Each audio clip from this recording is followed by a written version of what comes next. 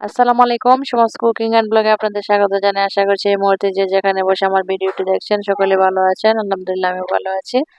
আজকে আমি গুতুম মাছ রান্না করেছি। আমি যেভাবে রান্নাটা করেছি সেটি আমি আপনাদের মাঝে শেয়ার করছি। এখানে আমি একটি কড়াইয়ে রান্নার জন্য পরিমাণ মতো করে তেল দিয়ে দিলাম আর তার সাথে আমি কিছু পেঁয়াজ কুচি দিয়ে দিয়েছি। এখন পেঁয়াজগুলো হালকা আমি একটু ভেজে নিব।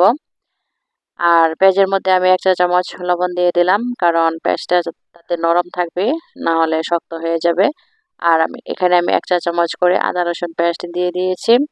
লবণটা আমি পরে আবার চেক করে নিব, যদি লাগে তাহলে আমি তরকারিতে দিব, না লাগলে আমি দিব না। তো এখানে একটু হালকা ভেজে নিয়েছি, তাতে কাঁচা কাঁচা গন্ধটা চলে যাবে। আর আমি একটু পানি দিয়ে দিলাম, তাতে করে পেঁয়াজটা আর পুড়ে যাবে না। আর এখন আমি গুঁড়ো মশলা দিয়ে দিব, 1/2 চা চামচ হলুদ গুঁড়ো, 1/2 চা চামচ মরিচ গুঁড়ো, 1/2 চা চামচ ধনিয়া গুঁড়ো। মরিচ গুঁড়োটা যে যেমন ঝাল খাবেন সেরকমভাবেই দিবেন। এখন আমি একসাথে ভালোভাবে মিক্সড করে নিচ্ছি, তারপর আমি এগুলো কষিয়ে নিব। আর কষানোর জন্য আমি এখানে পরিমাণ মতো করে কিছু পানি দিয়ে দিয়েছি। মশলাটা যত সুন্দরভাবে কষানো হবে তরকারির স্বাদ কিন্তু ততই বেড়ে যাবে। এখন আমি ঢাকনা দিয়ে ঢেকে কষিয়ে নিচ্ছি।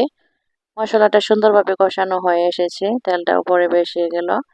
তারপর আমি একটু নেড়েচেড়ে দিয়েছি। আর এখানে আমি কিছু আলু চিকন চিকন করে কেটে দিয়েছি, কারণ আমি আলু দিয়ে গুতুম মাছটা রান্না করব। শুধু শুধু পেঁয়াজ দিয়ে রান্না করলেও কিন্তু খেতে ভালো লাগে, তবে আমি আজকে আলু দিয়ে রান্না করব। তাতে কিন্তু মন্দ হবে না, খেতে ভালোই লাগবে। আর আলুটা কষানোর জন্য আমি এখানে পরিমাণ মতো করে কিছু পানি দিয়ে দিয়েছি। তারপর আমি ঢেকে দিব। ঢেকে আলুটা আমি কষিয়ে নিব। আলুটা সুন্দরভাবে কষানো হয়ে এসেছে, আর এর মধ্যে আমি মাছগুলো দিয়ে দিচ্ছি। মাছগুলো আমি আগে থেকেই কেটে ধুয়ে পরিষ্কার করে নিয়েছি, মাথা ছাড়িয়ে। আর এই মাছটা কিন্তু কাটতে কিন্তু খুবই সহজ, পরিষ্কার করতে কিন্তু খুবই সহজ। এখন আমি আলু আর মাছ একসাথে কষিয়ে নিচ্ছি।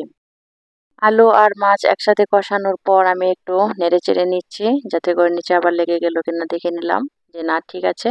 আর এখন আমি কিছুটা পানি দিয়ে দিচ্ছি। পানি আমি এই জন্য দিয়েছি কারণ আলুটা সিদ্ধ হতে একটু সময় লাগবে, সেজন্য কিন্তু আমি পানি দিয়ে দিলাম। আর এখন আমি ডেকে তারপর আলু সিদ্ধ করে নিচ্ছি।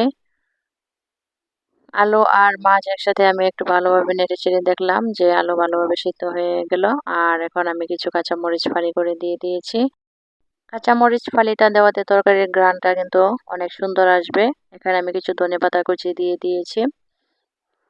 আমি এটা ভিজা ভেজা করে রাখবো, বেশি শুকানো যাবে না। যেহেতু আলু আছে সাথে, সেজন্য পানিটা কিন্তু অনেকটা টেনে আসবে। তো আমি এই পর্যায়ে নামিয়ে নিব। তারপর অনেক তার ঝোল কমে আসবে।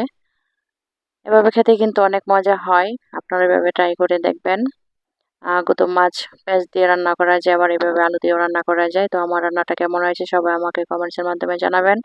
সবাই ভালো থাকবেন, সুস্থ থাকবেন। আল্লাহ হাফেজ।